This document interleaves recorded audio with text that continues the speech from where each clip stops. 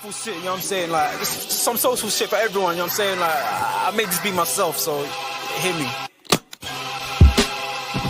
Woo! I mean, like, we can pull that clown shit away. There's some real shit for you. I'm spazzing right now, so listen, let's go. Yeah. It's in their bones, the thugs in harmony for the love of the money. Then fall victim for the cookie, then turn pussy, it's lonely. You said you hold it down when life get rough, we're here now, so show me. We move them losses to them wins. Heavy pounds, we make it ends meet. Converse with only few who make me feel like I be 10 feet. Good morning, everybody. Welcome back to the channel. Hope everyone's blessed, man. Hope everyone's good. Hope everyone's, Friday. Over here in London, it is absolutely shitty weather.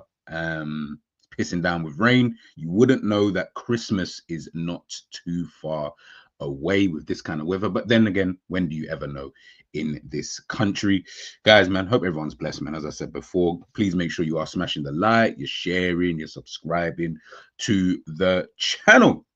So, obviously, we're here for the match preview. Guys, I won't be here for too long anyway. Also, at the end of this video, you will be redirected to my brother from another, and he will be going live, I believe, at midday. So make sure you guys are locked in this early morning and throughout the afternoon.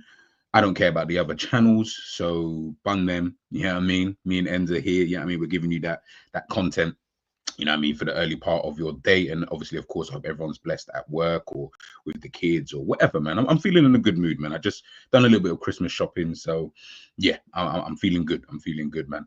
Big up Ends in the building, my bro. As I said, guys, you will be redirected over to his channel later on after this.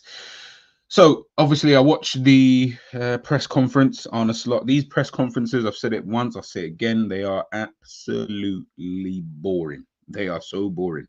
Man did not talk about Fulham once. I think he mentioned them, and it was more like he mentioned them in passing, like in terms of, yeah, we got Fulham, like, tomorrow, blah, blah, blah. Like, but in terms of, no, that's a lie. That one, and it's so mad. I know he's black. I know exactly who it is. I just can't remember his name. He was asking about obviously Fulham not having to leave London. Obviously, is that an advantage or disadvantage or whatever it was along those kind of lines? But outside of that, we did not talk about Fulham once. We didn't talk about Marcus Silva. We didn't talk about some of Fulham's players in terms of how good they've been this season. I think he mentioned, not on a slot, but I think someone mentioned about Fulham playing against some of the bigger teams and the results that they've got. But outside of that, bro, like I said, these press conferences, they're all the same. They're literally all the same. Big up Ali in the building. They're literally all the same. Like, you could take any press conference, well, most of them, 95%, and I promise you, you could just keep playing that same video. Just change the teams, some of the teams that they talk about, just to fit in line with the dates, and I promise you, they're all the same. They're all the same. And we spoke more about, at the beginning, I heard about the contract situation. Obviously, he spoke a little bit about that. Obviously, we're coming up to the 1st of January, so of course the three big hitters, Van Dijk, Trent Alexander-Arnold, and Mo Salah, they can talk to foreign clubs from the 1st of January. So yeah, that was about it. Outside of that, man was talking about, one of the guys asked him about, what do you miss from Feyenoord? I said, what are we even here for? Like, I thought we were here for a press conference for the game of the weekend. Why are you asking, man, about Feyenoord? Like, I don't care about Feyenoord. Do you know what I mean? Like, what's that got to do with anything? That's a kind of question that you could ask. What do you call it? You can ask, I don't know, like another random time, but not on the press conference, man. But it's mad. Big up, Cab, man. Good morning to you, my friend. That guy in the press is Mo Stewart. Okay. Spoke to him a few times. He's a really good guy and usually asked it. Yeah, he's the only one I ever hear who actually asks really good questions. You're right, 100%, Cav. Like, anytime I listen to these press conferences before the game and stuff, he's the only one. Like, he's got the stats. I don't know if he does his research or whatever, and I can tell him and Arne Slot, they've got like you can tell these two, like they kind of they work off each other. You can tell. Like, everyone else, like I said, boring questions. There was nothing interesting, guys. Like, if you didn't watch the press conference, I promise you missed absolutely nothing. So yeah, you don't have to worry. I'm not gonna tell you something that we heard in the press conference like, oh my goodness. Obviously, he spoke about a couple of players, and of course we'll get into that in a second. Obviously, this is the injured and suspended players for the game for both Fulham and Liverpool. As we know, Alexis McAllister is suspended for this game. As I said before in the week as well, because obviously he was suspended in the Champions League. I feel like this guy needs a little bit of a rest, man. He's picking up quite a few cards.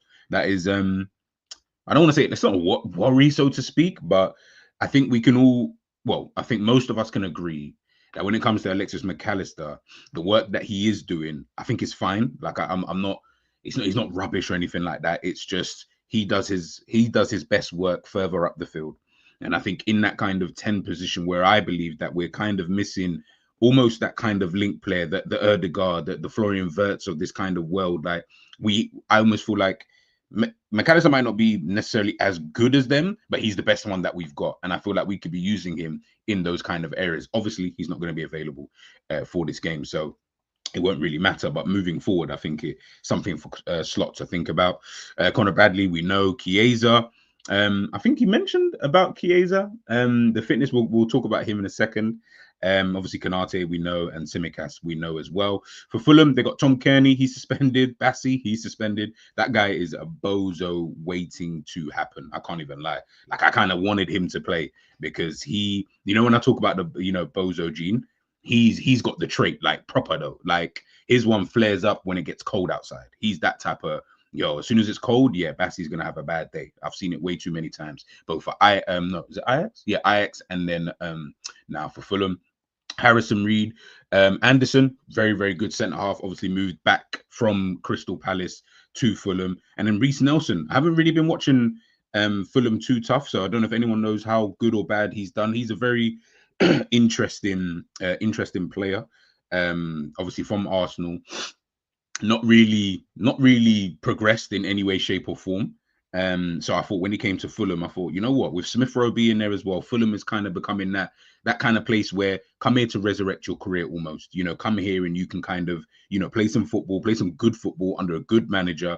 And they're a team who, at this current moment in time, Fulham, as I can see here, they're sitting in 10th. And also Fulham are this is the best start this is the second best start Fulham have ever had in the Premier League. I think it's 23 points. Let me just double check. Yeah, they got 23 points at the same at this stage after 15 games. The best they've ever had is after 15 games having 25 points, where they finished 9th in that season. They're currently 10th. They're having a good season, man. They're having a really, really good season. Like you said, wow, you're praising. Yeah, no, but come on. I've said this about McAllister. I've said it hundreds of times. Like, I don't want to see him in DM. I don't want to see him now really in the midfield, if I'm being totally honest with you. I think after watching the games, a bit more evidence I needed, but now after watching the games, I think you can plot someone like Curtis Jones in there now, like in his position, and then you can have him further forward. But I guess it gives you the options because Elliott's obviously back and all that kind of stuff. So I guess we'll wait and see. We'll wait and see, man. Morning to you, Doug. Guys, please make sure you head out to the Dugout Football channel. Yeah, make sure you subscribe. Make sure you subscribe. And saying this is a great rest for him. It will be 2 weeks he's had off. Yeah, 100%. He needs it as well. Too much football, bro. Way too much football that McAllister was playing, man. It's a bit mad. It's a bit mad, man. And as Hakeem said, please smash the like button, man. I know it's early doors. You're probably still wiping the crust out your eye. Just make sure you smash the like button for me, though, man. Please. Jimenez main danger tomorrow, but Smith Rowe got to watch his runs in midfield. Yet 100%. I think Raul Jimenez, I feel sorry for him because this guy was en route to being he would have moved to a bigger club. He 100% would have moved to a bigger club before that injury. If that injury did not happen, this guy, I think maybe even a Liverpool, maybe even a Chelsea, Arsenal, I think they would have gone in for him. I think we would have gone in for him because this guy, he was just too deadly. Like, he was deadly in terms of he can finish, but I'm not saying he wasn't a I'm not going to get you 25 goals type of player, but the player that we're almost looking for now, someone hold up the ball, who can pop it around corners, who can actually finish when they're in the box, who's a bit more of a danger, for the other centre backs. yo, Jimenez was that guy. Like, oh my days. And then bang, had that injury, and whew, you can just see he's just never really been the same. You can see it comes out in random games. Like you'll see in random games. I've watched Jimenez this season, but last season I saw it a lot where you just look to yourself, you're like, right, okay, Jimenez is back. Okay, he's showing his, he's showing what he used to be about. But yeah, man, Jimenez, man, honestly, he's gonna go down as a, well, depending on obviously how the end of his career goes, but he'll go down definitely as a streets won't forget kind of player. Like, do you get what I mean? Like he was good in his time. He was good in his time. Zane, big up to yourself. Good morning. Grab a merchant, slot one card away from one game suspension. Do you know how mad that is that our manager's one card away from getting a suspension? Fuck it up. Big up Michael. Big up Michael Talks. Guys, make sure you head on over there and subscribe to my G over there. Jimenez would have gone Madrid. It wouldn't have surprised me. Let's put it this way. Jimenez or what's the guy that they Hosselu. Jimenez or Hosselu. Brother, Jimenez every day. Well, I would have said Jimenez every day, obviously prior to the injury, and I probably still say that now. But imagine if they had him, just a striker who they're not really looking. You know what I mean? They're not really looking to, like, we don't need you to score all the goals. We just need you to occupy everyone else so that Mbappe or Vinicius or Rodrigo, like these kind of guys. But obviously, as we know, Hosselu, he done his thing last season, helped the team to, win the Champions League. So, it's one of those, man. It's one of those. Sorry for him, but David Luiz does that. Yeah, I know. Yeah, that's kind of mad. Big up Carl in the building. Yeah, I'll send that over in a second. But yeah, as I said, man, injured, suspended players, so we got all of that done and dusted. This has obviously been the form of both Liverpool and Fulham recently. I mean, Fulham have only got one defeat in their last 5 games. That was a 4-1 defeat against Wolves. Look, talk about irony, right?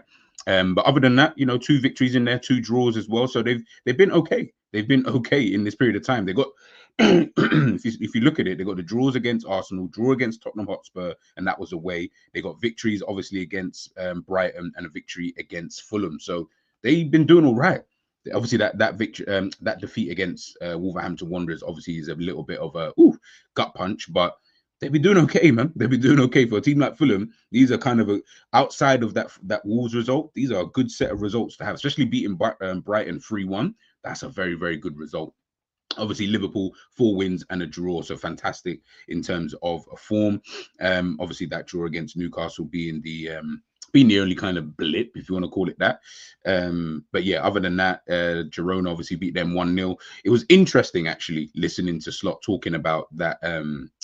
Talking about the Girona game, because from how I interpreted it and stuff like that, he didn't really seem too pleased, if I'm being honest, which rightly so, because I thought Liverpool were absolutely rubbish in that game. And I do think we were very, very lucky to walk away with victory. And it's funny because he also touched upon, like, it's good when you can win these games. Like everyone always says, yeah, the sign of champions, you can play badly and then you can still go on and you can win these games. And that's great. And there isn't really a problem with that. My only issue is, and it's something that, again, this is what the manager mentioned, we're doing that quite a lot this season. Do you know what I mean? I think he was talking about, obviously when he spoke about Chiesa, and we'll talk about him now, when he was speaking about like Chiesa and whether or not, whether he was going to be fit and stuff like that. One of the things he was mentioning was obviously if we were like 4-5-0 up, of course he can bring Chiesa on, get some minutes, get some, minutes in his legs and stuff like that. But we haven't really been like that this season. It's been kind of a struggle. And I was like, yeah, like some of the games that we're watching, yes, it's fantastic to see that Liverpool are able to get through these games. That in itself is a very, very good trait. And it's something that we've had for quite some time, obviously built up from the last manager. So that's great, but not every day. Not every day, bro. Do you get what I mean? Like, this can't be, not every, like, it seems like it's too much. Like, how many times do you need to struggle in these games and then you're getting through? Like, even he seemed baffled. Let me bring Carl in a sec. Even he seemed a little bit confused as to how we had a break, obviously against Everton, we didn't play that game. So we've had a bit more of a break to the game to Girona, but somehow we come up against Girona and even he's confused as to why is there no energy? Like, why are we we're playing poorly? Why? That shouldn't really be the case. Even he seemed confused and I was confused. I thought, yeah, this is perfect. Like, we've had a break, we've had a rest, whatever. But clearly, as we know with Liverpool, we're kind of that momentum team. Always seems like we have to play all the time. And that's why we're kind of seeing some of these fixtures, some of these games. Yes, we are winning games, and Liverpool are not losing, which is the most important thing. But how sustainable, and I know this is a word that's kind of taboo, but for me, and it's just me personally, before I get Carl's opinion, I don't really like it at that much, because I'm like, I don't know if that's going to be sustainable unless there comes a turn where you're just going to get better. Whereas last season, as an example, it didn't get any better. We just kind of continued in the same way, where you just kind of play the same, do the same things, and hope that it can potentially get you the victory. I'm hoping this season it doesn't work out like that, where we actually get better. We go up another gear, and then we can start turning some of these games where there's too close, and that all it takes is the other team to just score, and all of a sudden the whole game is just changed and stuff like that. But obviously we'll wait and see, man. But Carl, good morning to you first and foremost. Hope you're doing good. Good morning. Good morning to you, man. How you doing? Good morning Blessed, yeah, that's good. That's good to hear. That's good to hear. I'm feeling good too. Good. Good. Chat to Hey, us, good man. morning Obviously, we got. again. Good morning to the ladies and gentlemen all over the place. Afternoon, if wherever you're listening or watching. Um, so what do I think about this? Yeah, man. Chat to us, man. Fulham, obviously, tomorrow I'm and that. Fulham's going to be tough, but I love the fact that we're playing at home. It's a home Yeah, game. I think if it was away, that would have been a very sticky situation. Just based on the form that we've been given the last two games yeah, against Newcastle and Girona. I don't like how we're playing. I don't like the energy that we mm, given, especially I don't know if it's a tactical or even I think it's mostly energy. It's mostly effort. Again, it's not an accusation that the players are not giving effort. It's more of it's December, it's yeah, cold. It's not warm. The movement is not as crisp or even as they're not executing the plan as they've been doing the previous games. I think that might be it, and then they just need to recharge and then but just like you said earlier, we winning and mhm, we tie and win, and we're not losing, and that's a good position to be, right? You're yeah. not executing it properly, but you're still winning, and also that's a sign of a good team. Not playing well and still winning. Uh, yeah, No, yeah, no, that's no, what no. I think about the situation. Yeah, Yeah, no, and this is what I'm saying. It's good because you can get the victories. Like I said, it's more. I'm just hoping that it just gets better. That's what I just don't want a situation where it kind of stays very similar, and then you're in February, March, for example, and obviously Champions League, obviously fixtures start coming into play, and now it's like you got a bit more games, and the intensity of those games are starting to become yes, a yes, little bit higher. And I just yeah, don't want us to, obviously, listen, that is 3 months away. So of course I can't, predict the future. None of us can, right? But it is something that I do think about quite a lot, is just, yeah, just yeah, please, up the intensity maybe a little bit more. Hopefully the performances will get better. But listen, we'll wait and see. For now, just keep winning the games. As we know, Arsenal, City, not yes. not even Chelsea, but Arsenal, City are kind of a bit further back, so we've Amen. got a little bit of a leeway, so to speak, Yes, with these because kind of. I think we've done the team have done a great job of positioning themselves, right? Yeah, So yeah, yeah, let's not even take account of what's happening in the Premier League. What's happening in the Champions League is the fact that we basically qualify ourselves. yeah, There's no way for us to be we can't be lower than second. yeah, And we can't be lower than second, and not just by tying one game or even losing the next two game. And then yeah, also it's giving us an option of rest also, because in the month of February we might not have to play any. We're not going to play any playoff game in the Champions League. So again, those are moments that we could rest. Especially now that we found out that we playing on the 11 for that Everton game again. oh yes, yes, yes. I think how the calendar is the calendar is stuffed with fixtures, but I like how it's going to develop because I feel like we're gonna get time to rotate the squad because again we've put ourselves in good position Mhm. to rotate and to give players rest and or even get ourselves to full health. Yeah, I mean, to tell the truth, to go back to your point of that, getting into another level, I don't know if we can't be at a at another level because I sometimes think that a slot is not that slot rates our players, but he doesn't have the right players, or I don't know if he feels that the players that he has are the ones that he wants to continue moving forward. So like Okay. I don't Touch on that. Yeah, that's touch why on that. yeah. Touch on that. So I think especially now I rate the job that he's doing, and I Mhm. appreciate it and I love it.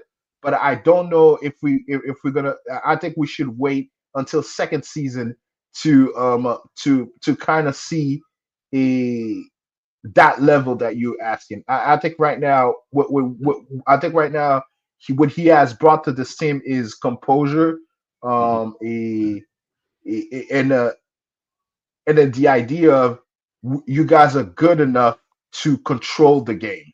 Yeah. There's no need to be Mm. always rushing to win games.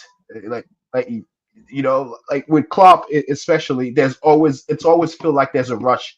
Who can Mm. win the game right now? Yeah. Like from minute 1 to 90, who's going to win the game?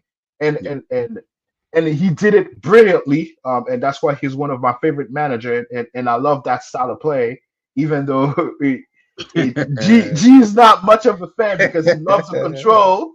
But the things that I hear it, I hear criticism, and I'm sure you have and I'm sure you see the benefit of having that style with Klopp also. Yeah. Yeah. Yeah. Yeah, I do. and then also the same way I see with Slot, I see the criticism of that, but I also see the benefit of a Slot a philosophy of football, so to speak.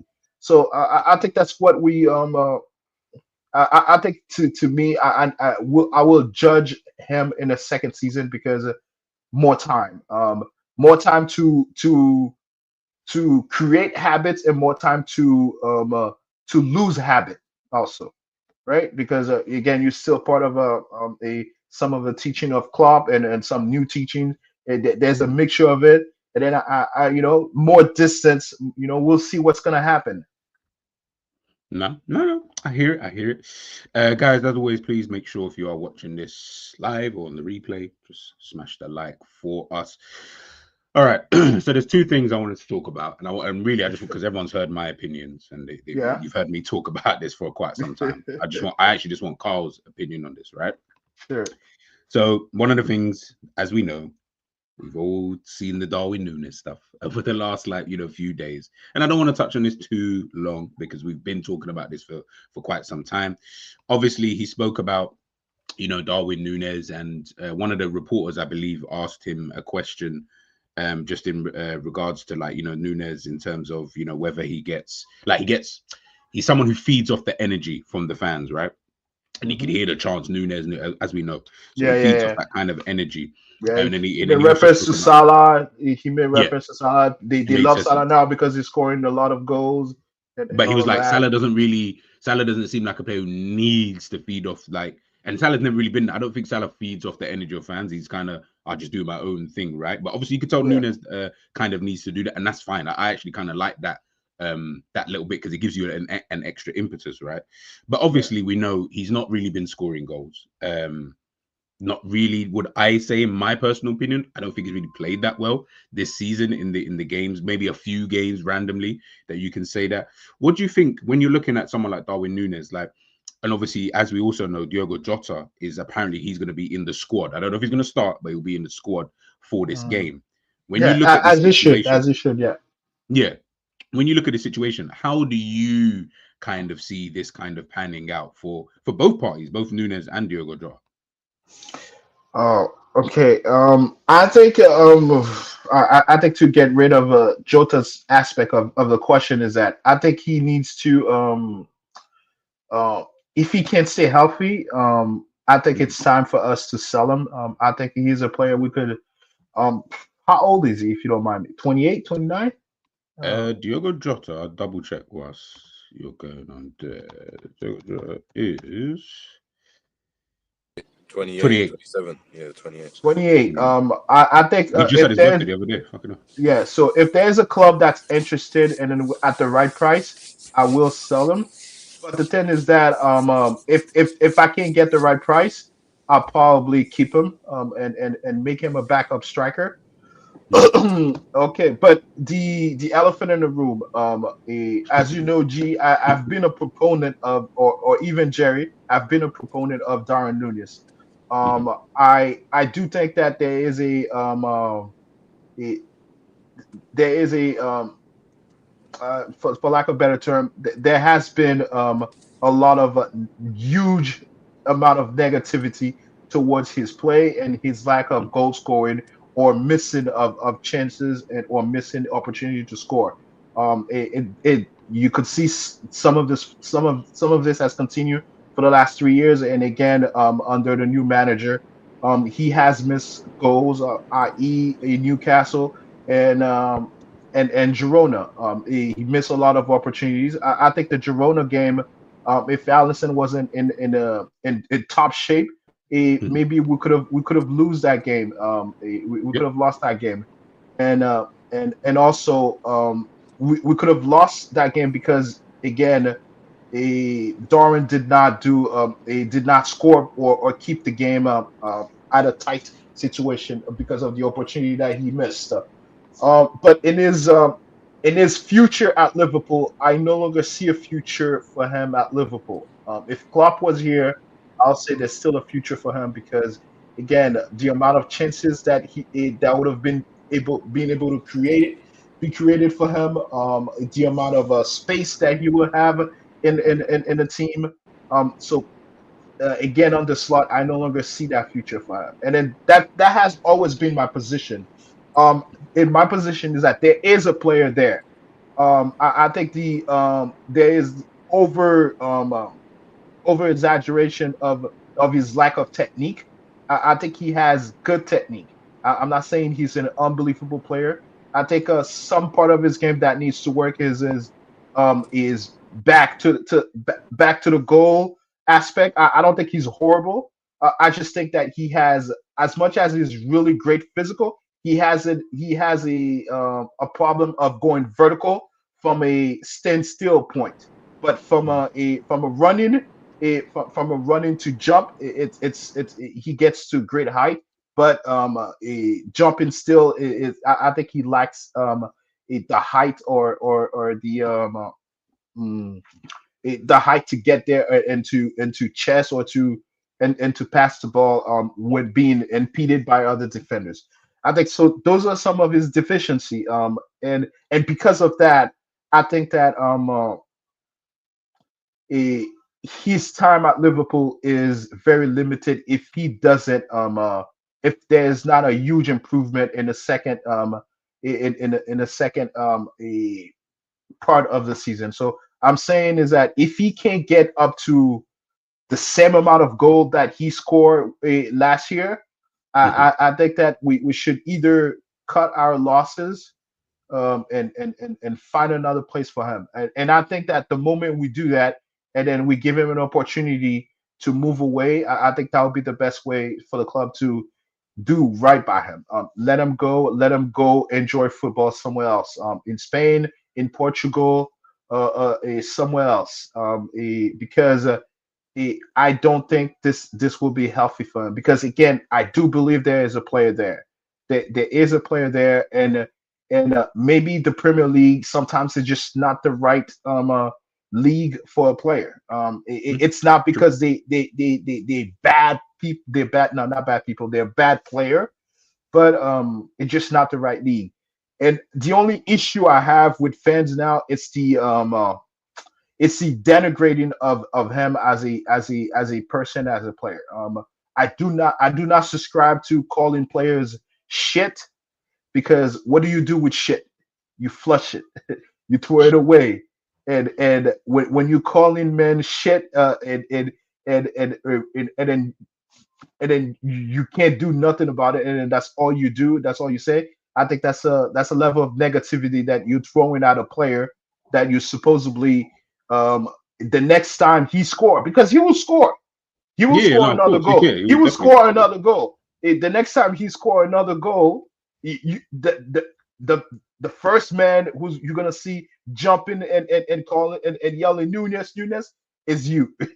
Is you. So why waste your breath at denigrating a player by calling him shit? And I think that there are multiple other words in the English vocabulary to say he's not good enough, and calling people shit, calling a waste of space. It's just it doesn't, it's not productive. I agree with Enz on his video about some of the toxicity around the club. Um, Oh yeah, that was a good video. A good video. I just don't understand it. Like it's not August, it's not January. Why are we asking? Why are we denigrating our own to do what? To oh, because they're gonna improve. It don't make no sense. They're not gonna improve from you on YouTube yelling about them. That doesn't work. That doesn't work that way. No, no, Ali, you're silly. Jerry, I don't know if you're there, my bro. Good morning to you, my friends. What's Obviously, going we're on? What's here. going on? We're here talking about the Fulham game that we've got tomorrow. I believe we're kicking off at 3. Let me know in the Yeah. Yes, comments if yes, it's it that. is. Yeah, Yes, it okay, is. 3 o'clock. Just obviously, just wrap to me. Obviously, I don't know if you've watched Fulham this season. If I find their form, yeah, here we go. This obviously been their form over the last 5 games. They've got 1 defeat in 5, 2 wins and 2 draws in there. Beat Brighton, beat Crystal Palace, drew to the North London sides, Tottenham and Arsenal. How are you looking at it, man, in terms of this game? Like, looking forward to it? You think it's going to be a tough game, easy game? Like, Yeah, it's an interesting one, man. I think Fulham can cause problems. I think tactically, Silva's got them set up really, really well. Fulham have actually been decent this season. Obviously, in mhm. the last game when they played Arsenal, you saw how difficult they made it. They went 1-0 up and then were able to shut up shop. And like Arsenal, are a team that can open you up. I know they're going through their little spell, and some of the fans are criticising Erdegaard and Martinelli and this and that. But you know what I mean? They're able to grind out results, and they've got players that are all obviously singing off the same hymn sheet on a good run of form. You've got Iwobi that's playing really well. Reece Nelson that's actually in the last. When's the last time I saw him play? He was against. I forgot it was against. I forgot it Brighton? was against. Yeah, maybe it was Brighton. Maybe it was Brighton. But he done really, really well. It was actually in a home game. No, it wasn't Brighton. It was someone else. Mhm. But anyway, yeah, done really, really well. They obviously got Emil Smith Rowe that's in the team as well. Keeping the likes of Harry Wilson off the bench, and then Harry Wilson comes on and affects games. And he's for me, he's a top player. As in, I don't know why he's not at a bigger club, but look, good. Like not even as a starter, but just as a squad member in that team, because I think he's good enough to do that. But yeah, really, really good left foot on him. Dangerous. They've got a decent, obviously, backline now where Diop and Bassi are very, very strong and, solid. Have got the bozo moment in them, and I think that's something you can target. Same as Tete as well. Tete right back, he has got a bozo moment in him, but he can be solid. Robinson, obviously, a really, really good player. I actually struggled really badly against Saka, to be fair, in the game when I was watching them against Arsenal. So we'll be interested to see how he fares up against Salah. And I think, look, Fulham, you've got to give them credit, man. Look, they lost Mitrovic, they lost Pagina. Do you know what I mean? That got ripped out of them, and they were still able to go and kind of keep some form of stability in terms of getting goals, where enough goals to, do you know what I mean, win games or draw games, get some points. And defensively, they've been quite solid as well. They brought in Anderson as well. So Anderson's obviously a big player for them. Obviously taking them from Crystal Palace. They've done well, I think, in the market. They've attacked it really well. Got the right signings in. And yeah, obviously whether they can kick on and how well they do this season is still up for debate for me. But look, good start for them, man. Good start. Where do you guys? And this is to both of you. I guess I'll go with Carl first. obviously, obviously we know Reece Nelson is obviously, I think, injured, I think, for the game. As we know, Bassi, he's not going to be available for this game as well. But just looking here, this is obviously their lineup against Arsenal that they drew 1-1 in. And as we know, Arsenal only scored through a set piece, which is how they've been scoring for quite some time, right? When we're looking at this team here, what are you, and I know, Jerry, obviously, I know you touched on a couple of the players there, but where do you see threats in this game for Fulham anyway, in terms of how they can hurt us? Carl, I'll go to you first. Threat against us, or us threatening them, or both? Them threatening us. Okay. Like who do you look at and think, oh, okay, be careful? I think in the counter attack, we could be threatened with Adama. Obviously, if he gets a good run, a good amount of space, yes, I could see some threat here. Jimenez is a you know, small opportunity. He can hurt us. Again, but I see that more inside the box or a little bit outside the box. If we give him space and a shot, he's really good at that. But in terms of playing, Jimenez, I don't see it. In terms of him training us to doing creating and bringing players into the attack, I don't see it. I think Van Dijk is too good for that, especially if he's going against Van Dijk. I don't think he can do that. Maybe he might have a better chance against against Gomez if they do decide to target him. I also think that they should target Robinson in the left back. Again, they don't. I don't think they have they no longer have the midfielders to do that. I think one of the players that allowed them to do that was Paulinho, because he was such a GM that was able to break up attack and get the ball to Pereira. And I don't even think Pereira is starting as much anymore. Because I think it's because of I think that they've changed philosophy and how they play. I think they were more of an attacking team last year. I think now they're more resolute. They're more compact. They defend, and I think that's why you're seeing some inconsistency in their results. Again, even though they are playing, they are having better result, better points. I do remember that's what was said in one of the one of the pundits have said that they've been doing pretty much better, but I do think that I compared to last year, they are more compact, more resolute in defense. Again, Bassi, it'll be a big loss for them because he's aggressive. I think he's just a good player. I think he's a player that if he comes out Liverpool and then we just develop him a little bit, I think it could be a good backup player in this squad. That's how much I rate him.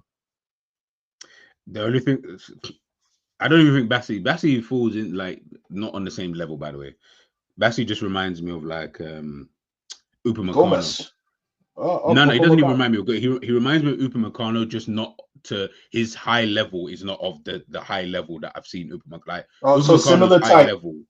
Yeah, like they the way that they play, when they give you too many of these bozo moments. That's why I wouldn't want him in the team. The only difference between him and say Upamecano is that I just feel Upamecano, when he's on, he's one of the best defenders around. Like, I've seen this guy defend and think, fucking hell, like, this guy he's a monster. Like, he's quick, he can tackle, he's strong, all of that. Bassi, he's got that. I just don't think his high level is of that kind of, that kind of distinction there. And I think he just seems to me someone who got too many lapses of concentration at times, man. Sometimes I watch him, I'm like, bro, like, you can't be this lackadaisical at times. But then there are times maybe change your environment. Sometimes change your environment of but he's been at Ajax and then he's doing it here. I'm like, nah.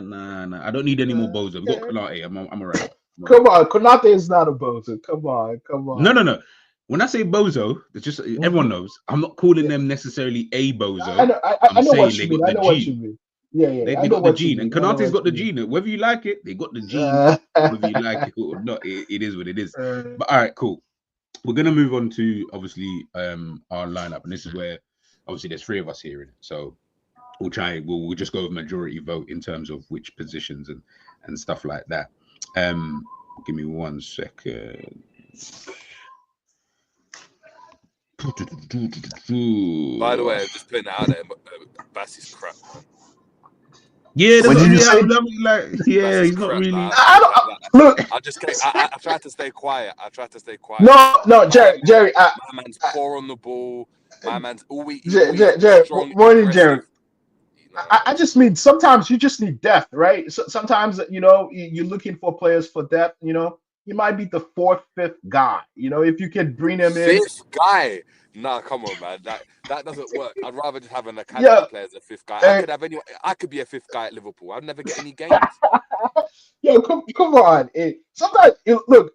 Right now, we need a 5th guy. Where's the academy player?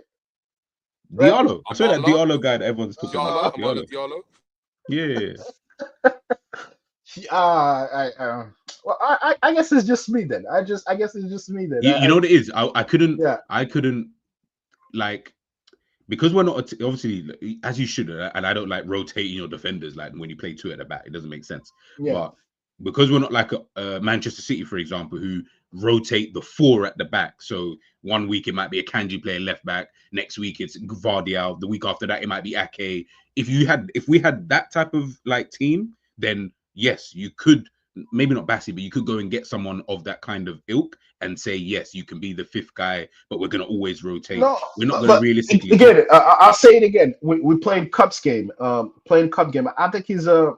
Yeah, but you got Gomez and Kwanzaa. There you go. That's Gomez and Kwanzaa. But again, Gomez, we don't know how long he's gonna be here. Again, he's still fairly young. For a guy who's been here for a decade. But again, I think you guys are taking it too seriously. So sometimes you just buy players for depth. It doesn't mean that they're gonna be part of the squad. They're gonna be part of the team that's going to be your quote unquote title charge. No, but I don't think top clubs when they look to sign players, maybe they obviously I know there's probably going to be instances, but I don't feel like when you're a top club, you look at a player and say, I just need him for depth. I do think you look at him and think, nah, like this guy can play game. Like if my main guy gets injured, like, okay, prime example, you don't sign Gundogan. They didn't expect Gundogan to play this amount of games because obviously you don't expect Rodri to be out for the whole season, right? But you at least say, for that. You can at least say, okay, you know what?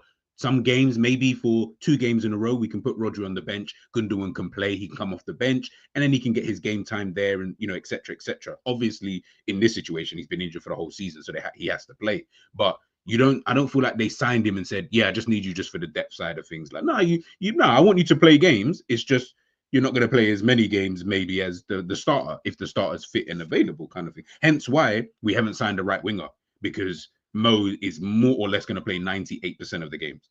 To be honest, even 99. We did. Chiesa. Well, if Chiesa was healthy and he didn't go through this, I haven't seen a dude who has missed game. Oh, I got off of the injury, and then at the moment to play, I got an illness. I think that happened at least twice. I think that's a funny situation. I think sometimes we got to see the comedy in that. He gets healthy, and then I don't know, some kind of fever. I don't know if there's a bug going on at Liverpool, but he gets it and he can't play. And then he goes back to he gets relegated back to the bench or to an injury. So it's a funny situation. It's a very funny situation. Chiesa's listen, like I said, I'm not even really talking about Chiesa until I see that he's back in the team. I said, you're not. I can't think about you because you're not really a player here, so I can't really. Probably starts once after he has dinner with Mo. It'll probably start after. Well, but if they're only going to be eating pasta, then it's only, you know what I mean. You might not really like that. All right, let's get to the starting 11. Obviously, I've already populated some of the positions already that I believe they're gonna play. So obviously Alisson's back fit, so I feel like he's just gonna play as he should.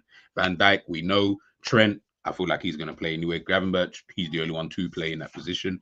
And then Mo Salah is there as well. So obviously we've got a few positions here to fill out. So we'll start off with left back in case anybody had any different ideas. Obviously, I'll go with against Fulham. I would go with There's only Robertson. Who else? No, because some people said some. Sorry, yeah. Go ahead, G. You know, I don't know about you, Cole, or the chat. Can you guys see the lineup on the screen? I can't see it. Oh, I see it. Yeah, it's it. Oh, okay, it's my thing then. Cool. No worries. I'll read out your like the positions basically to fill up in it, and if you can just fill it in. But yeah, left back. I don't know who you guys want to put into that position in left back. I mean, it's only Robertson so far. I mean, he's gonna have a horrible December. yeah. What about you, Jerry? It's like left back. I mean, this ain't really got options there, innit? So it's a robber. Yeah. Do you think when we play Carabao Cup against Southampton, if it's a home, I'd rather give if there's an academy player, I'd rather give him experience there. What do you guys think? It's away. What? It's away.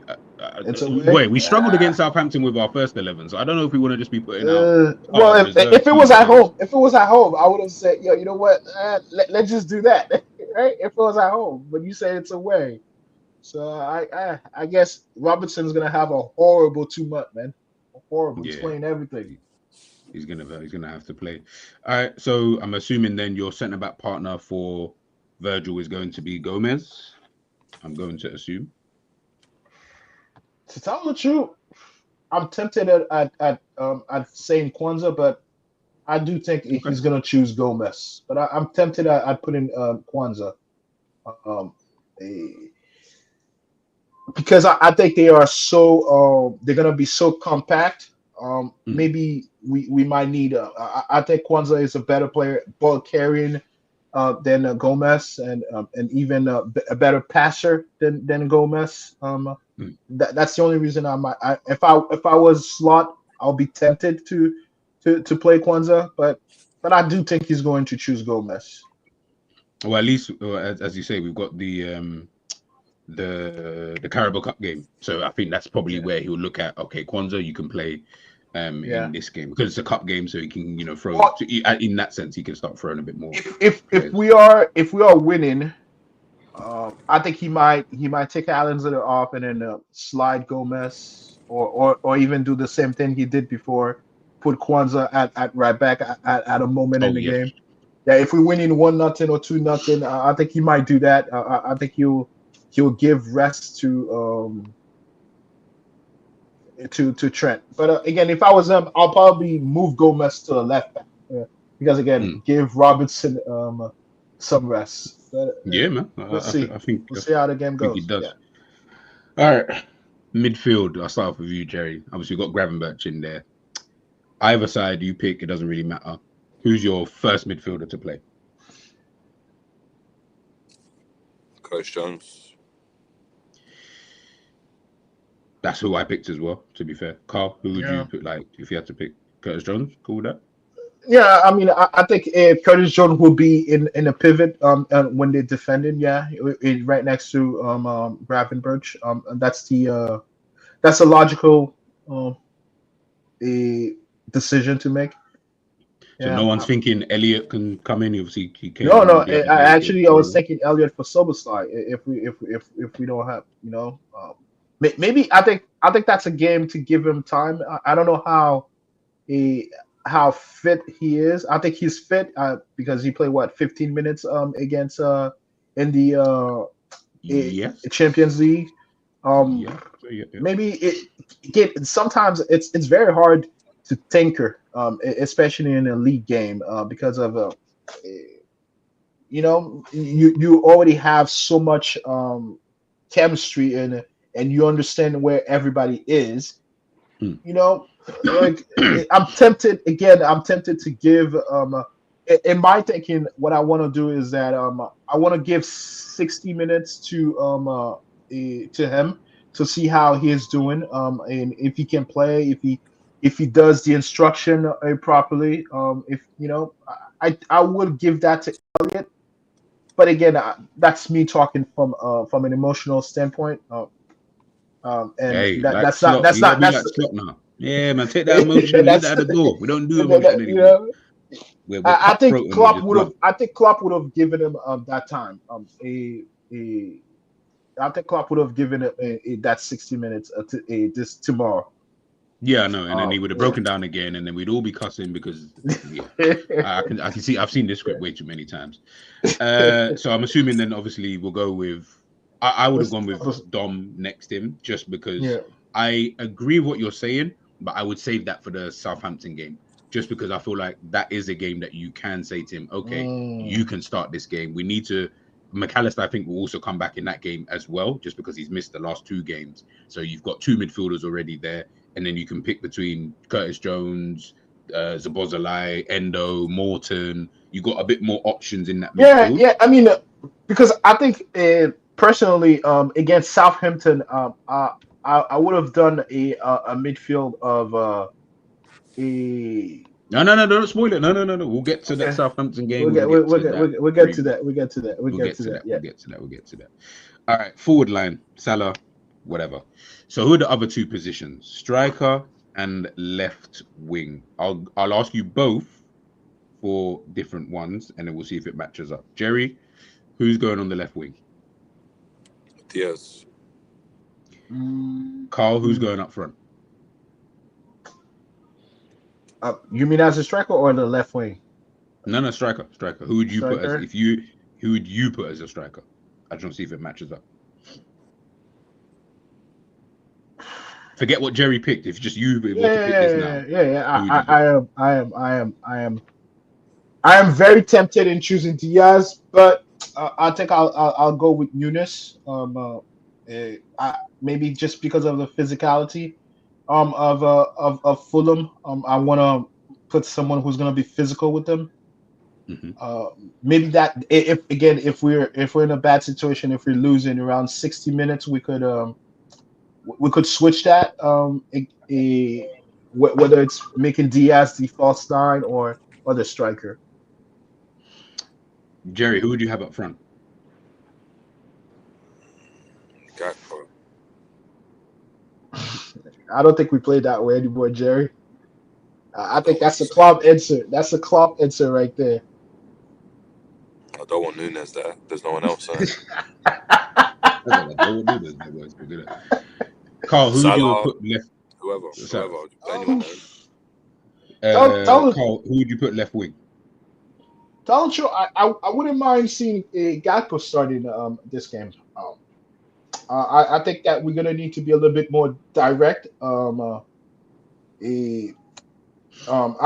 been disappointed in the last two games that Gakpo have played. I think he has been a little bit subpar since the City game. But I think we should give him we should start him and see if he could be a little bit more direct for us and create opportunities to score goals. I don't mind it. For me, I had this, but you guys should switch it, right? Yeah, no. And I was just about to say, I think with Gakpo and Diaz, if they both were to start, for example, let's say Nunes doesn't start. If they both were to start, I feel like they're going to switch anyway. Like I feel like in the game, those two will just naturally just do that regardless anyway. So Gakpo might be more of the central figure. And for what you're asking of Nunes in terms of the physicality and stuff like that, I feel like Gakpo could potentially do that, or he's the best placed player if you're looking for that specific role. Whereas Diaz, he's not physical, so he's definitely not doing no physical battles in that kind of sense. His way of occupying defenders is dropping deeper. I don't know if Fulham are going to be that type of team where they're going to be like, yeah, okay, well, we're going to have to try and follow. I feel like Fulham will be calm in that aspect. No, they won't follow. They won't follow him because I don't think that's the So again, I feel like problem you've got though, if they don't follow him, if he's playing there, they don't follow him, and Diaz turns, he's got all the space to run into. right? That's even worse. So you're stuck with it. You're stuck No, with but a then you got problem. your two double pivots there for a reason. No, but your Yeah, double pivots. But your double pivots aren't. Remember, they're not occupying the forward. They're occupying the midfield. So if the midfield are pulling out wide, which they do, so you'll get like Jones will pull yes. out wide. I see what you mean. Somerset will pull I out agree wide. with you, Jerry. One Yeah, second. I see No, it. I'm Yeah. not saying you No, can't. go ahead. Yeah, let me finish. I'm just saying. Yeah, So because the people won't understand on the chat. So yeah, if they go and do that, the DMs are obviously occupying that. Now, of course, they can cut the passing lane, which is calm, but they can't go. And obviously, unless they try to do a man marking job on him, it just means there'll be a midfielder free. So all that happens, and the thing you got with the false nine thing is that as soon as he drops in, and I was watching, it's mad. Last night I was watching Chelsea versus United FA Cup with Hazard, and Hazard was doing the same thing. Oh, You drop in and you've got to be mad aggressive. You've got to be mad aggressive and you've got to follow him and not allow him to turn. Because remember, him passing it backwards, that's calm. You can pass it backwards. But if you allow a man like that to turn and face up your defenders and then run into the space, it could become curtains. It could become yeah, curtains. So you yeah. have to follow in him unless they decide to just sit in mad deep and like just not press at all in it. But I like Fulham don't start off like that. They might end up like that, but they'll start off trying to give you like this mid block unless you go and try stick it on them in terms of like passing and all that type of stuff. Yeah, like I agree with you, Jerry, because again, even that even that action, that play, the action that you're talking about, I've seen it a lot of times, and I'm sure you've seen it in slot also. That you've seen a lot of times when we're attacking is that little half space in the 16-yard where we're combining, and then a Jones or even a Sobosai are getting in good a situation to pass or even to try to score. I just think that we haven't been we haven't executed all the time because either a mispass or passes too heavy. And I think that there is. I think against Girona, there was a lot of opportunities like that, but we missed it. Even against even against Newcastle, that happened a little bit, but we just didn't execute. Heavy touch. I think there was probably two or three chances like that happened, but we're just not able to put a shot in or even finish the action. I think you're right in that sense. But again, to go back to you, to go back to you, G, I I I like Darwin Nunes' physicality off the ball, and I think Gakpo is much better on the ball physicality. When he has the ball, it's a bit harder to get him off of it. He creates a lot of foul. I think if that's how you're taking it, that makes sense. But I'm mostly taking it of a pressing and occupying the defense in terms of a body and movement. I don't think Gakpo will move too much in the as a central player. okay. All right. You make a fair point. I'm not gonna disagree with either of your points, to be honest with you. But listen, let's wait and see. It's going to be interesting. I think he's got it's an interesting lineup that he's going to have to put out for this game because of the amount of, like we spoke about, Robbo obviously playing however many games he's got to play. Obviously with the forward line, I feel like obviously, as we know, Jota's back, but he's just going to be in the squad. I don't think he's going to start the game. I think he'll come off the bench and just ease him into it. And to be honest, you need to do that with someone like Jota because If you won one, if the game is 1-1, 60, 70 minutes, just put him right there. Just put him in. That's what I'm saying. Like you got to wait with him. Harvey Elliott, I think, is the same thing as well in terms of easing their minutes for the time being, but also remembering we've got a game in 4 days later. I think 4 days later. I think is the Southampton game. So it's going to be interesting to see what kind of lineup he obviously puts out for this. Would you guys rotate Gravenberch again if we're in a good situation against Fulham? Let's say if we're 1-2-1, 2-0, and would you guys make Jones the central defensive mid and bring a Elliott in, or even Endo? I feel like the like problem that. you've got with Gravenberch at this moment in time is that he's becoming wildly integral to what we try and do in terms of the playing through the midfield, in terms of what he does, because he becomes so important, as you've seen, and I'm only just going based off what Slot's done. This brother's not coming off. Like I feel like he just feels like he needs him on. The only time he's come off is that game against Newcastle where he was shit. Like, and that's because he was so rubbish, you had to just take him off the pitch. Outside of that, more often than not, he's kind of playing every game, give or take 9. Maybe he's come off like 80 minutes here and in other games, I can't remember, but he's playing every game. So I feel like Jerry, quick question. I did not see it that way. That he was rubbish or the midfield was rubbish against Newcastle. I see it more as in the matchup of Newcastle gives us problem because of the physicality and doesn't that make us rubbish then? Well, I mean, I don't want to. I don't see it as rubbish. Rubbish to me is that you're not executing the plan. But we didn't. We didn't execute any plan. No, we didn't execute the plan not because he was not up to par. We didn't execute the plan because I think I'm not saying just him, by the way. It's not. He was obviously in the midfield. No, I'm talking about. I said the whole midfield in that sense, right? I didn't view it as they were horrible. To me, horrible is that the things that you can control yourself as a player, you are not doing them. Whether it's passing left or right. Then I agree. In that sense, to me, I don't think they were horrible. I think that Newcastle and the coach there had a great plan to nullify us. And that to me, I see it that way. I don't see it as he was bad or they were rubbish. I don't see it that way. Again, that's why I'm asking the question. I didn't see it that way. Like why do I see it wrong? Why do I see it wrong? I think that's why. That's why I'm asking.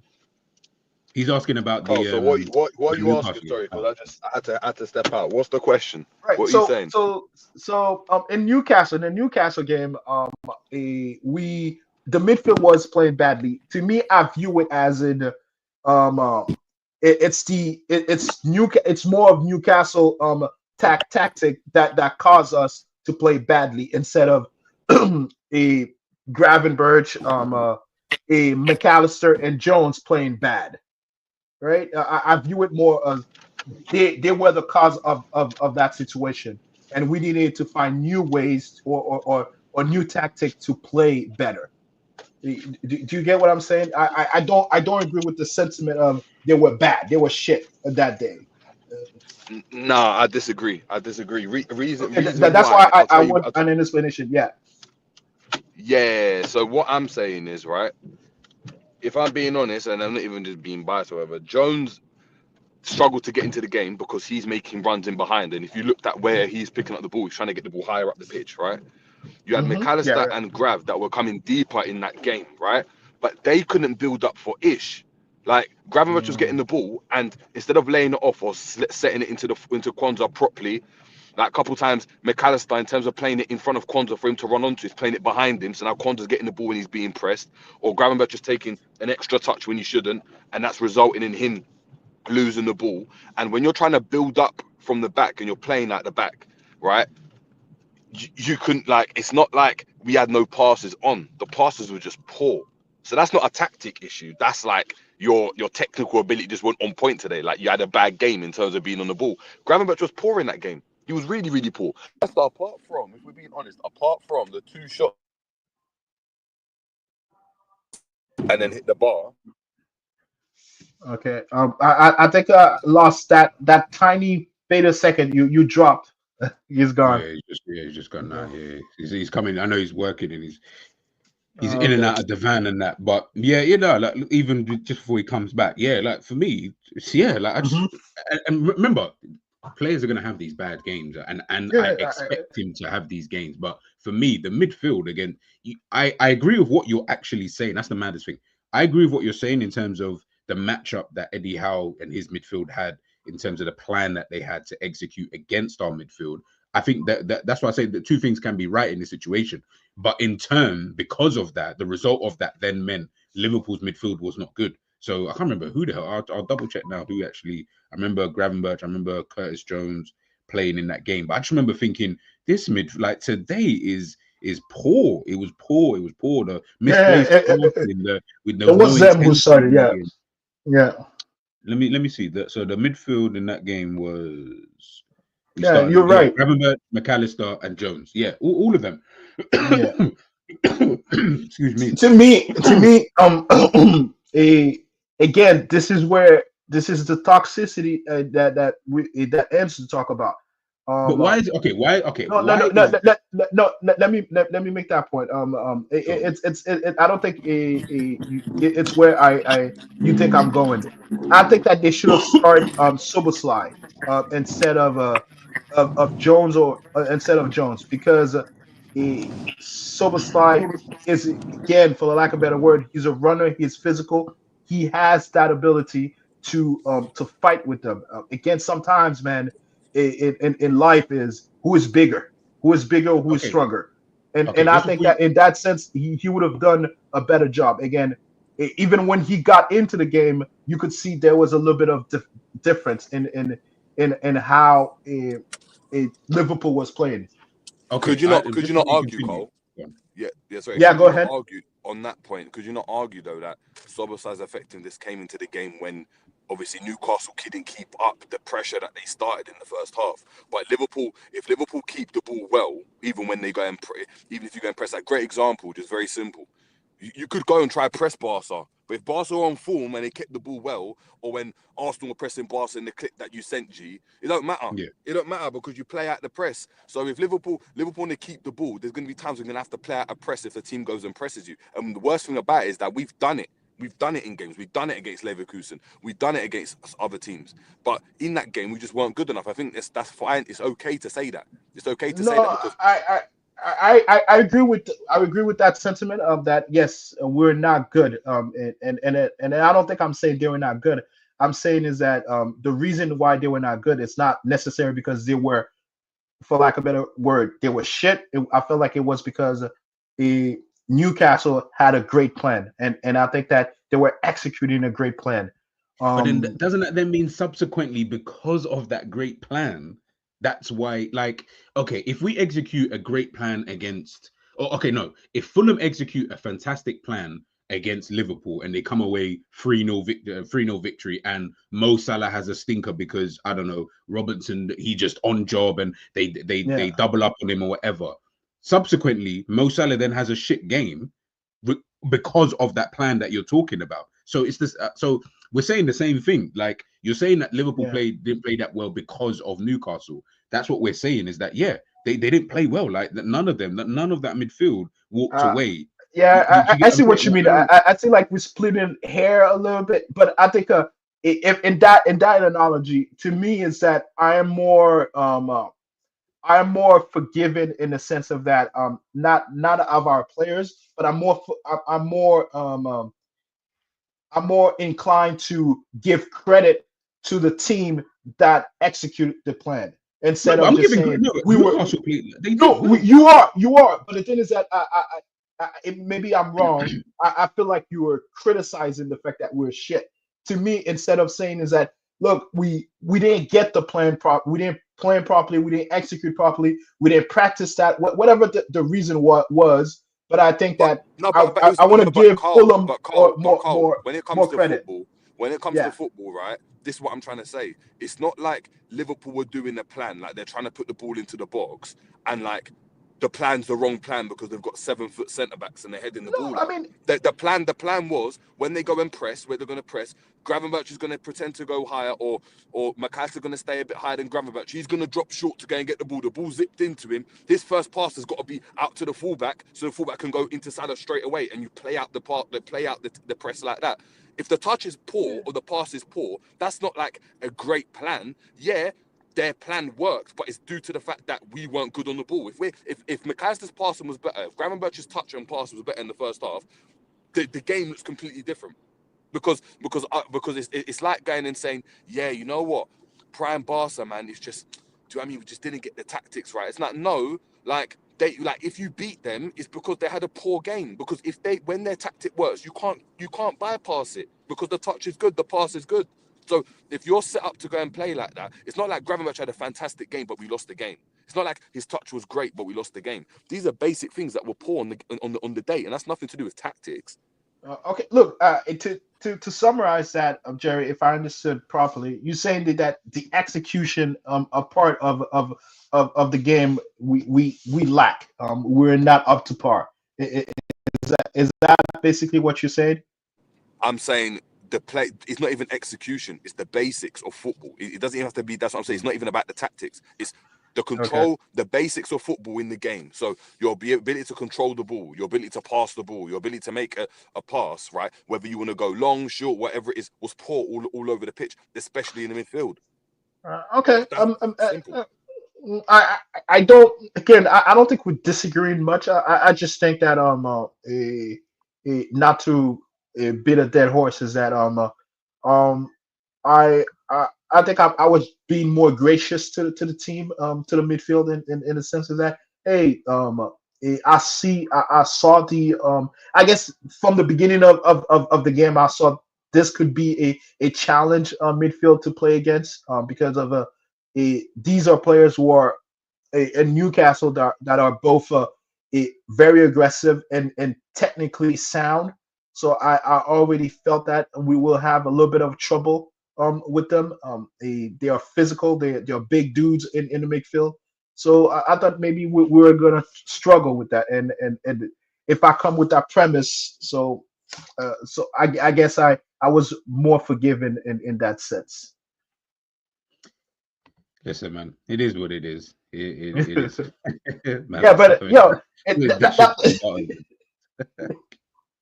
yeah, no, I think honestly, I just thought that game Liverpool was shit. But listen, it's just words, isn't it? Like it is really just down to how you, how you view football. How you view football. How you view the basically the field or the how you understand football, right? So it's not right or wrong that he believes that they were not doing the basic. Jerry believes that they were not doing basic. I felt that doing the basic will be a little bit hard for us if because of we lack the physicality they have, and G thinks it was shit. So I don't think I don't think me, man. I'll always go to. You know what it is? I'll just say exactly how I feel in that moment. Now we've had a few games or whatever it is since that time, and when I look back in that game, I'm like, yeah, no, Liverpool were actually shit. Well, sorry, the midfield was definitely shit. The rest of the team, defense was okay. Just obviously Keller did his thing. Attack actually was kind of dead as well.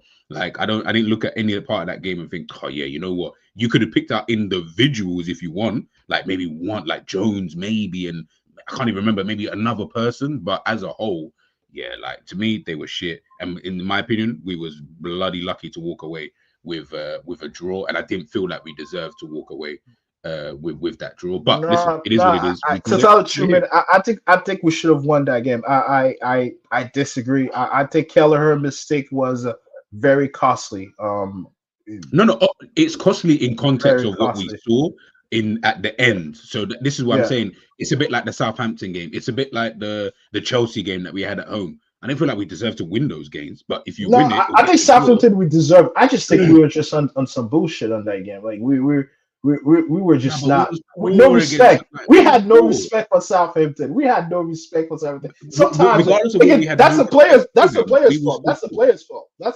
Exactly. So it's the players' fault that they were poor in that game. They were poor. But again, I always felt that we were going to win. I just think that they needed that. No. Okay, so you're okay. That jeopardy. I expected us to get that victory because in my head I said there's going to come a point if Southampton don't score. We know what Liverpool are on. We've got the players. It's really just an inevitability. Obviously, not all the time, but you think that's what's going to happen. But when we're watching the game, there's no way I came out of Southampton, Chelsea, and Newcastle, and said, you know what, we actually deserve. I didn't come out of those games thinking that. I definitely Chelsea's different. Chelsea's different for me. Chelsea's a little bit different. I agree with the other ones, but Chelsea's a bit different.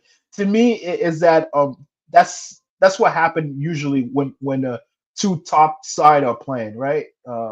Right. That's what happened. Wolves as well. Yeah, forgot about Wolves. Yeah, forgot about the Wolves game. It's always tricky. Slot, okay, you know what? Like, Slot even said it in his press conference today. He even referenced the Chelsea game by saying that was the only. He said it's the only game. That's the only game they play support. But I'm allowed to disagree with yeah. Slot. I'm allowed to disagree with No, Slot. I'm also, not. I'm not saying that. What I'm saying though is that I'm looking at it and I'm thinking, okay, the other games that this might be me. Obviously, I can't remember every press conference, but most of them are kind of the same in terms of how he talks about the team and performances and blah blah blah. We're getting in some games, not all games, in some games. There's been more good games than bad games, right? In that particular game when he's talking about the Chelsea Girona the other day, we did not deserve, in my opinion, to win that game either. Like, there's games where you're watching, you're like, on the balance of it, if the universe would play into hand, you probably didn't deserve it. But guess what? You got the victory, so it doesn't really matter. Like, it really doesn't matter come the end of it because you won. You know what I mean? You just take the victory and you go home. Everyone's happy. You win games. It's fine. But when we look on the balance, there's no way you walked out of that and thought, you know what, we really deserve this. To me, if I was in front of Slot, I would have told him, look, I agree with you. Dude, That's a Jeffrey. This is yo, come on. This is not excuse. This is just different way of viewing things, right? I'm not making excuses, bro. I'm not saying the man doesn't need to be better. You're pandering. It is excuses, man. Because to who am I pandering? To whom am I pandering to? The players, like you said, like you just said before, when we were talking about the other thing about the midfield, you were like, yeah, I'm just being a bit more. Well, I forgot the actual word you used about gracious, or you said you're giving them a blight a bit more, as opposed to, you're saying that it wasn't because they were bad, it was because the tactics weren't necessarily on point. No, I'm being gracious to them because of the fact that I see basically what you just said of a Newcastle was doing. Newcastle had a great plan against Liverpool. Had a great plan to beat Liverpool. No, but that's why I'm being that's why I'm being gracious about. I'm not being gracious of what they did. I know what I'm saying. What Newcastle did wasn't like ingenious. It's not like they went and put. No, I'm not saying it was a genius plan. So exactly. So what I'm saying is, any team that beats another team, right, or especially a team that's like, when you got a favorite, like more so. So if Liverpool is a favorite 9 times out of 10, but they go and decide to go and they lose to whoever, then the other team obviously executed their plan well. But we don't after every game go like, nah, you know what, yeah. You just got to give it to Nottingham Forest, man. They were just so good. It just Liverpool couldn't do anything. You had to criticize them. Liverpool weren't great. They had no cutting edge. It's like when we go back to Nottingham Forest, I don't think we talked at that time, but for some reason, but I would have said, we were shit. I don't use those verbiage as shit because I don't talk about footballers or any other human being just because they don't do the job and say shit and use that as, I'm criticizing. To me, if I'm criticizing action. I'm saying you're not good because of this. But I'm not gonna say shit. I'm not gonna say shit. I'm not using shit because again, shit to me is that you discard. You don't use it anymore. Yeah. Thank you, Savage. That's like saying, look, I'm not broke. I just have no money. You're saying the same thing. You're still broke. You saying I don't have no money is the same as you saying I'm broke. No, it's not the same thing.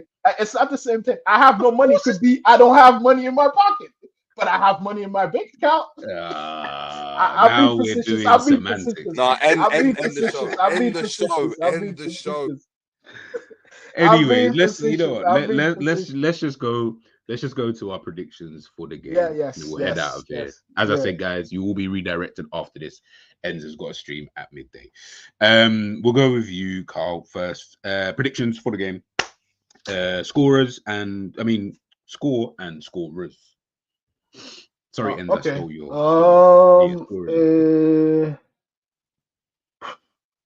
Look, I could see it being a 1-0 kind of game again, but I have a feeling for the last 2 games we've been again, for lack of a better term, we're shit. but I think we'll be very surprised again on Saturday and seeing a comfortable win. I'll say it's again, if it was Klopp, I'll say, we could do a 4-0 here, right? But that's not the kind of team we are anymore. We don't ramp up the score line. So I'll say a 2-0. I'll say because I definitely agree with you, Jerry. The overlap thing with midfielders, I think they might be susceptible to that. So I'll say Soboslai Jones goal. Either midfielder score a goal. And then the next goal could be, I think there's you got to go with Salah because again he's just on a mad thing going on right now. I'll go with Salah, but I could see someone else scoring. It could be Gakpo, could be Diaz. Yeah. No, first Jerry. I don't know, Salah Pen and maybe a Jones. I don't know. I feel like it would be like 3-1, 3-0, something like that. Like I don't like watching Fulham. Obviously, I didn't speak about it, but watching Fulham, they got a lot of joy when the fullbacks invert and when they go quite high because they just hit the spaces in behind, innit? Like with the Jimenez goal, that's how the goal kind of arose. Whereas, you know, make sure the the way Jakes Liverpool... don't see you on your phone and that, bro. Like, No, they can't. I'm plugged into the TV, innit? Yeah, you know, I know how they move. You're on the phone, and you you hear me get arrested and stuff on stream. But yeah, no, obviously they were. Jerry Yeah, G. Sorry to interject. It's just a funny story. Last time I was in London and around Liverpool, and was walking around the museum actually in London, and then there was a police car. I don't know wherever they were going, and then it rained, and then my girlfriend and fiance at the time was like, "What is this?" She turned because it was so low, because we're so used to the siren being so loud, and you just get shocked, and then you hear the sound, and you're like, "What is this? What is going on?" And then you thinking, "Oh, there's some kind of I don't know, building is on fire." That type of situation is that she's like, "Oh, is there fire going on? What's wrong?" And then we see the police car coming. She's like, "Yo, that is very low." Yeah, well, this is how they catch most of these criminals, man. But Jerry, go on, finish up. Go on, Jerry. Sorry to interject, man. No, all good. No, I was saying, obviously when it comes to obviously Fulham, they obviously when Kivio or the fullbacks or Calafiori, whoever were quite high up, they obviously went and targeted the spaces down the sides to obviously get round, so balls over the top and stuff. Liverpool, the way they play with that narrow four, it will be difficult. It's like now Jimenez is coming up against like Robertson if he's trying to do that, but then you've got Van Dijk next to him there, and the spaces aren't really there. So I'd be interested to see how Fulham decide to go and work this game in it. Whether Antonio Silva's going to operate the game differently, but if they try to play the same, I think the result will be worse. Like they won't get any goal, they won't get any space. Remember, they only had one shot on target in that game as well. Like let's just be honest, they weren't great in it. Like like Arsenal really a millimetre to the right and they've just equalised in it near the end. It's not like they got outplayed. Arsenal had all the ball, had everything. They just managed to obviously defensively just to be solid. You got to give them credit for that, but that's not really sustainable like that when you got one shot a game in it. One shot a game and the other team's gonna have 10. But 9 times out of 10, that team's winning. Do you know what I mean? So it's Jerry, do you think Robertson is I think is key figure for them? If they were going to, I don't know, create some offensive action, would you think it would be around their left back, Robertson? Depends, innit? I think Salah will pin him, and I think he will have the job of just dealing with him, like kind of more often than not. If anything, I think it will be through their midfield, innit? So their double pivot. So when they've got not Jovic, what's the guy's name? Sucic. Sucic, baller, absolute, like so underrated. Sucic, really, really good player. They've got Sucic there, and then obviously they might have Iwobi in there. Do you know what I mean? They might pay Iwobi out. Well, again, Sucic is the key for me, and I think what they're going to do is obviously just try to utilize Adama and hit us on the counter. Really, like that's the main threat. So I just don't. I think Jimenez will be important. I think if Jimenez can get touches early, it might be a problem. But if Van Dijk's just got to get there first, innit? If he does that and stops him getting it to feet, we're all right. I think we'll be all right. Look, I agree with you. I agree. But sorry, G. It just occurred in my head. But would overlap work for them, right? Because I think that I think what has been working against us is overlapping or underlapping. Because again under Klopp, I think they would have space as winger to go at our fullback, but with Slot, we're a little bit, just like you said, a little bit closer to each other, more narrow. Um, do you think we might also, again, not to beat a dead horse, but maybe that might work and overlapping with either if Roby is playing the wing and then the fullback in and to wearing out crosses. I know, just like you said, they didn't do too much against Arsenal, but to me, that's how I see our weaknesses, and that's how I see teams being able to attack us. I'm sure you saw it against Girona. Lots of overlap, lots of underlap with the winger. That for Jerry? Oh. Jerry or you? I'm guessing Jerry he went away. Look, I think that for me, the key for Fulham will fully be that as long as they can stay as resolute as they did against Arsenal, that's where it will start to create more problems for Liverpool. Obviously, Liverpool can hurt them in maybe other kind of ways, but if they do become quite resolute, counter-attack and stuff like that, that's what will cause Liverpool the most issues, because Liverpool, not in my opinion anyway, I don't feel like we're good at breaking teams down like that. I don't feel like we play in a way that allows for, you know, players to, we don't break teams down. Our goals are more or less from transitional play, which is great. That's absolutely fine. That if that happens, game over. We will kill Fulham every single time. When we're talking about a team being resolute and you having to say, all right, you need to keep the ball moving, you need to keep the players moving. Liverpool, in my opinion, they struggle with that at times. And that's where I feel if, and this is just a big if Fulham can stay resolute, like a Nottingham Forest, for example, if they can do that, I feel like Marco Silva would look at it. He seems like a Nuno where he'll be fine picking up, just trying to get with George, with a point. Yeah, exactly. Whereas, you know, like other teams, they're fine with it up to a certain point. They're like, no, let's try and actually play a little bit of football. Like a Southampton. Yeah, or even like a Newcastle where Eddie Howe can sit in if he wants to sit in, but he will have his games where he's like, Newcastle is too good. Newcastle is too good. To me, they should be doing way better than they're doing right now. But this is the point. When you're looking at, they should be doing way better. I think it might just be the coach. It might just be the coach. Yeah, and it's just one of those. So I think Fulham, yeah, it's like I say, it's gonna just be interesting to see how they go about their game. I think I'm more intrigued with that than how we go about. With Liverpool going to play the exact same way that we always play. So I'm not going to see anything different to what we do. It's just more, I want to know how we do against Fulham in terms of what they do, because they're a smaller side. We're better than them. They're going to have to come here, and it's going to be a case of, do you just do what you did against Arsenal, even though that was at home, but now you're here away? Can that work? What do Liverpool then do if then they decide to play that way? Can Liverpool decide to pop it round quicker because we move the ball stupidly slow? So can we move the ball a bit quicker to shift their team in terms of how their two banks of 4 or 5 or whatever it's going to be? But listen, we'll wait and see anyway. I think the score will be 3-2. I think we'll win 3-2. No, man, come on. We don't concede that many goals. We don't concede that many. Oh, so you haven't seen us concede 3 against Newcastle, 2 against Southampton? No. Let's be real for let's be real for a second, G. I think that at the beginning of each month we concede goals, and then after that we don't concede goals. That's how you got to see it, my man. That's how you got to see it. That's how you got to see it. You know, we give a little freebie at the beginning, like there's no at the beginning of the month. Not the rest. We're not even we're in the middle of the month now. We're literally halfway, give or take, halfway through the month now. You see, Girona 0, nothing, nada.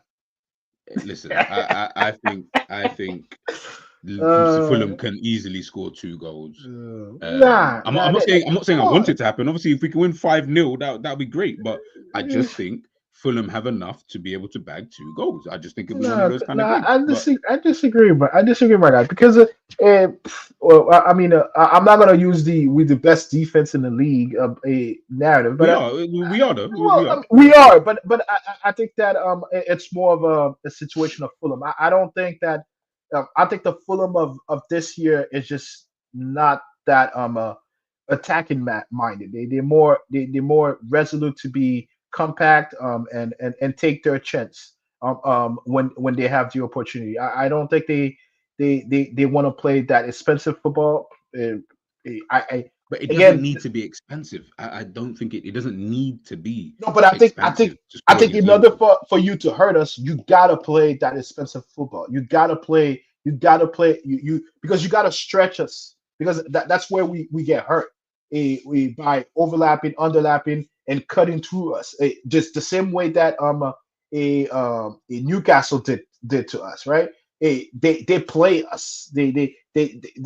They created space. You know, Gordon was having a field day on the left side, on the right side. Sorry, on the right side. So to me, that's how you're gonna hurt us. And if the way they've been playing, the way if they play the same way that they play against Arsenal, I don't see those 2 goals. I see that 1 goal, and then they hit track with 1-0.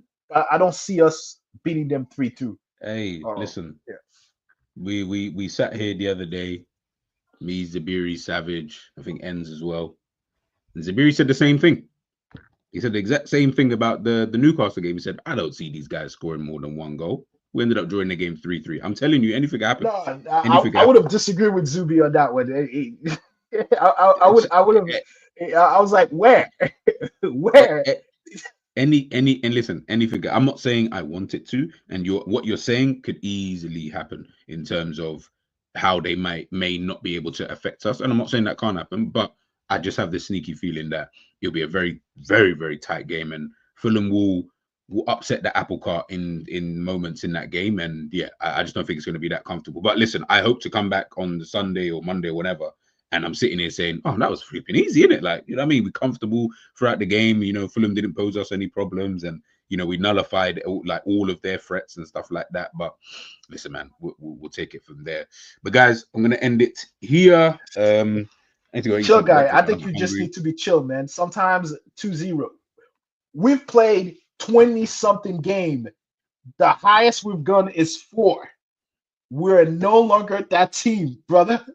We score a lot of goals, but we're no longer that team. I think We are very much calm in getting our 1-2 and then just suck up pressure and kill the game. We are no longer that team that score 1, 2, and then wants to score a third, wants to score a fourth, wants to score 5. We're no longer that team, brother. it's mad. There's only 2 teams who have scored more than Liverpool. Oh, no, sorry. There's 3 teams who have scored more goals than Liverpool this season. Chelsea, Brentford, and Tottenham. Yeah.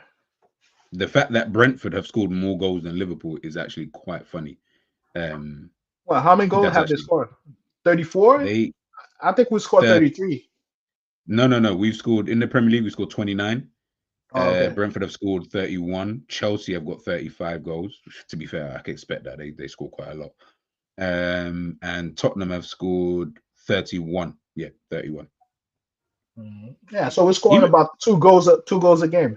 I think that would, on average. yeah. So if we won against Everton, would have been second. Would have been the second or third on that one. I think you also got to see we're a game behind. Yeah, very true. So no, you're right. Come on, Ants, come on.